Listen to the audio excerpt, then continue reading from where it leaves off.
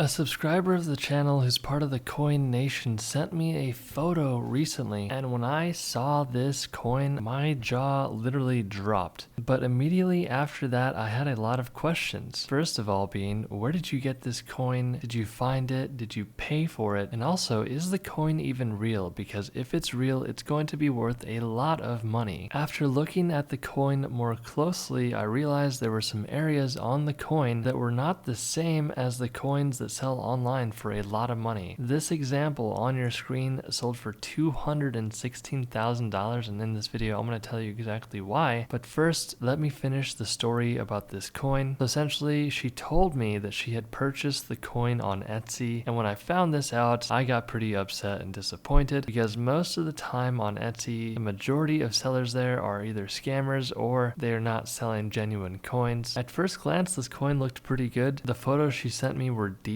Sometimes it's hard to authenticate these coins over pictures. That's why it's always good to get a third-party opinion like PCGS or NGC if the coin is worth it. Because remember, you don't want to be spending money to get your coins graded if they're fake or if it's a waste of time, because it can cost a good amount of money. But the reality is she had a coin that was not real. She only paid $5 for it, so at least she didn't pay a few $1,000s. That's what you really need to be careful of. If you look at the coins on my video and you say, wow, I saw this 1943 coin that was struck on a bronze planchet on Old Money Prices, and he said the coin sold for a lot of money. Obviously, I cannot be liable for anything like that because you need to be doing your homework and research. And just remember, guys, if a deal is too good to be true, it probably is. But the thing is, with this coin on the screen right now, there's a good possibility that whoever found this coin or came across this coin made a lot of money. Who knows if they found the coin or if it was part of a collection? But what happened was they sent the coin off to get graded. It graded at an AU 53, which means almost uncirculated. So it's good to know that a coin like this was in circulation and went through people's hands. It wasn't just in a collection from the date it was minted. It went out there and it was circulating. It really was. And it sold for $216,000. So if you have a coin that looks like this, make sure you find someone reputable. Do your homework, do your research, do not get scammed. And I will see you guys in the next video.